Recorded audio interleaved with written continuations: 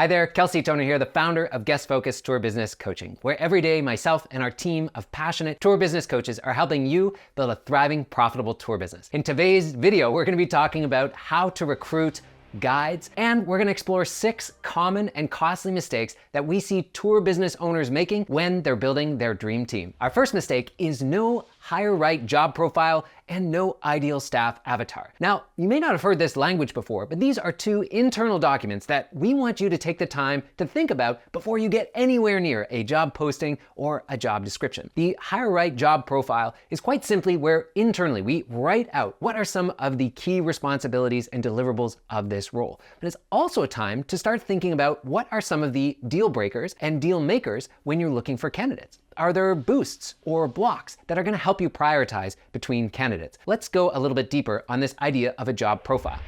Here's a sample done-for-you resource from our coaching program when we're helping with this. So in the job profile, your essential responsibilities are pretty obvious, right? These are the main responsibilities, key deliverables, or expectations of the role clearly listed. So it might be checking in guests at the office, helping guests with post-tour procedures, leading groups of up to 20 passengers, etc. But this is where we get into the deal makers. Now, these are things that candidates must have if you are going to fulfill this role. It could be a combination of work permits, maybe required certifications, skills, competencies, the ability to ride a bicycle. Do you have a valid work permit? Deal breakers are the flip side, things that would prevent someone from working well with you or your team. This could have to do with their location, availability, maybe poor English, or a prohibitive visa status, or perhaps even just being overly shy or quiet, if you just know that that is a deal breaker. The last 2 sections are boosts, meaning they're nice to haves. If candidate A has 2 or 3 of these boosts and candidate B had none, you would put candidate A ahead. So it might be fluent in a useful second language, first aid certified, and then our blocks are the opposite, right? If they're present, they wouldn't necessarily prevent someone from getting hired, but it's less than an ideal fit. So maybe they have limited availability or they don't yet have a first aid certificate.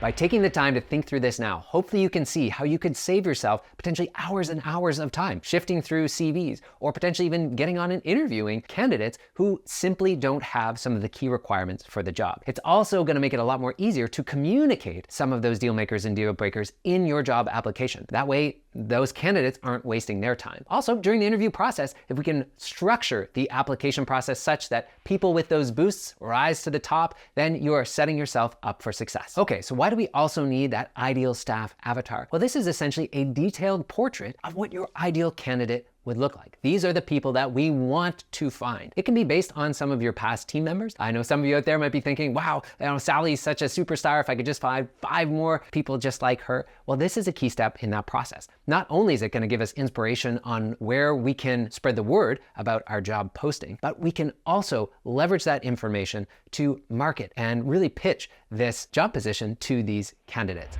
Here's a quick example of what that ideal staff avatar could look like. As you can see here, we want to have their age range, their education, marital status, where do they live? What are some of their present or potentially past jobs? What are some of their pain points, challenges? What keeps them up at night? What are some of their aspirations and goals? Hobbies and pastime? How are they spending their time online? What sort of publications do they read? Are they part of any Facebook groups or online communities? As with your ideal guest avatar, the more specific you can be, the more effective this will be. And remember, this profile is going to look totally different depending on who is your ideal candidate. I know some companies that loved working with theater students. I know others that really loved working with retired teachers. No matter what, if you take the time to do your hire right job profile as well as an ideal staff avatar, you are setting yourself up for success. Mistake number 2 is not effectively marketing your job position. It's not enough to know who you're trying to reach, but we also have to sell them on this job opportunity. Most of the tour descriptions and job applications that I see are very, very dry and are just a list of requirements and spend almost no time at all really painting a picture of what this job would be like, leaning into some of the real tangible benefits and perks and lifestyle opportunities that are provided by our fantastic industry. So what should we do instead? Well, let's highlight one of our coaching members, Heather from Spark Experiences. She does private vehicle tours in San Francisco area at the luxury end of the market. Now, she was looking for driver guides that she could hire. Now look how she structured this application. Right at the top, get paid to drive a fabulous car, tell stories, take pictures, and meet amazing people from around the world. Why apply? We are leading with the pitch. Drive small private groups, no giant motor coaches, scruffy vans, or microphones required. Spend the day with interesting interesting, intelligent people. Enjoy visiting and learning about some of the most beautiful places in California. Dynamic, autonomous work environment, competitive pay, cash gratuities, flexible lifestyle, and lifelong learning. Heather does a great job here of making sure all of that content is above everything else down below. You've got to get people hooked and interested and get their attention before you get into the nitty-gritty details. This information is also great to include when you are promoting this job application page. Now, what other information should we have on this job application? Let's take a look. These are the 8 sections we recommend to include with your effective job description. Right off the top, the summary, the why apply and who are we, just like we saw with Heather and Spark Experiences. But then we can get into our role responsibilities and expectations, the required education and experience. This is where we can include some of those deal makers and deal breakers. Preferred education experience. Let people know what some of those boosts might be. Let people know that, hey, if you happen to have a second language, that might bump you to the head of the line. By communicating this clearly to your candidates, they have the time to potentially get some of those boosts, get some additional experience. This frequently asked question section is one that is also often overlooked. If you want to save yourself hours and hours of time responding to emails and messages, then include an FAQ section right on your job description. Don't shy away from some of those concerns, hesitations, or objections that your ideal staff might have. Just like an effective salesperson, you should zero in and have strong answers for people that might be concerned about, or potentially even just wondering, hey, what are the hours like? How much work should I expect? How does scheduling work? Do I have flexibility in terms of my time off? Try and give direct answers to those questions while still framing your position as positively as possible. The last thing on that list was a clear call to action. You should let candidates know what they have to do and how the process works in order for them to take the next step. Mistake number 3 is no permanent job application page. You might be wondering, okay, now that I've got a public-facing job description, where should it live? It should live on your website, and it should live there year round. Don't have a website? Well, you have bigger fish to fry, my friend. But we want these job descriptions living on your website. I would recommend a simple to use URL like /jobs or /careers. But we do this for a couple of reasons. One, we want Google and other search engines to be able to index this page, and potentially your candidate could find it using those search engines. Secondly, candidates are looking for a job year round, not just when you're hiring. So we want to share the information about the position, about how great it is to work for you, and some of those deal makers, boost blocks, and how the whole process works so that they can get themselves ready. By doing so, you set yourself up for success. This one URL is also where you're going to drive all of your traffic from any recruitment effort, whether that's doing posts on social media, whether that is sending out emails, potentially even from paid job sites, or alternatively, if you have QR codes and you're putting up posters, where are we going to send people to this one page?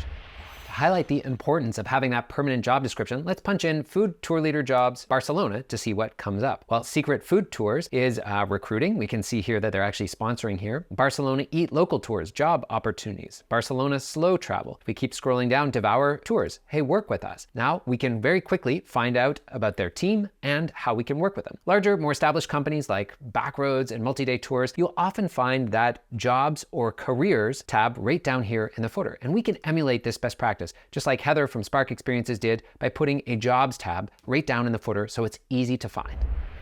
Mistake number 4 is no dedicated application form. So an application form is going to be the main CTA or call to action on your job description page. We want to funnel all candidates through a form that you have designed yourself. Now, this can be done with any online form builder. There's lots of great free ones like Google Forms, Woohoo, SurveyMonkey, etc. But here are some of the reasons why you want to do this. Firstly, it's going to allow you to filter out some of those candidates based on how they reply to questions about deal makers or deal breakers. You might even have, I know Google Forms allows you to upload files. Hey, we need to see your work permit. So it's a way for candidates to quickly be filtered out so you're not wasting your time or having to hunt through CVs in order to find out if this applicant has those deal makers or deal breakers. So it's designed to save you time. 2, this is part of the interview process. It's a way to assess a candidate's motivation, how they respond to a couple key questions, how articulate they are, their communication skills and abilities. Before we jump right into an interview, this application form is going to give you extra insight as to whether you should advance candidates to that next stage. Thirdly, it helps you with the organization of those submissions. If you are just getting people sending you CVs and resumes by email, by message,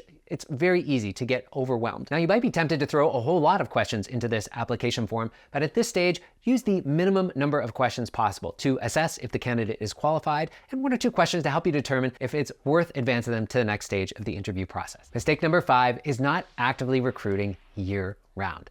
As we said, your job description should be present 24 hours a day, 365 days a year. I remember being so frustrated when I was a tour leader and I was looking at job opportunities. I'd be so frustrated going to a company's website in the off season or even during the peak season and having no idea what the hiring process looks like. I didn't know who they were looking for. Did I need language requirements? Were there first aid certifications? Were there things that I could do to better my chances at working for a company? It's important that we keep this page live, whether or not we are actively hiring at that moment.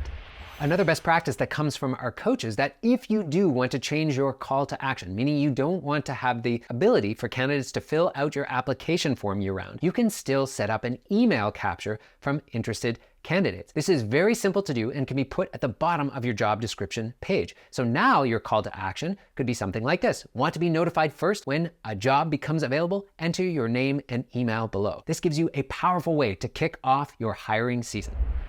Mistake number 6 is insufficient recruitment marketing. Many tour business owners fall into this trap, a sort of defeatist story that they tell themselves that, oh, there's just no good candidates out there. Maybe we live in a more rural area. And that kind of defeatist thinking isn't ultimately going to serve us well. You know, we put our job description together, maybe we run a couple ads, we put up a poster or 2, but it's almost as if we're whispering into a canyon and expecting to hear a big, loud echo. In this analogy, you want to be forceful and putting a ton of energy into your recruitment marketing, because then you're going to get a much bigger response. As a golden rule or a bit of a guideline, I would encourage you to aim for at least 3 to 5 times the number of applicants versus the number of people that you are going to hire. And that works across the board, whether you're hiring 1 to 2 people or you need to add 9, 10 or more to your team. This is something that so many tour businesses underestimate. It's not just about hiring the best person from the people who applied. It's about finding the best people for the job,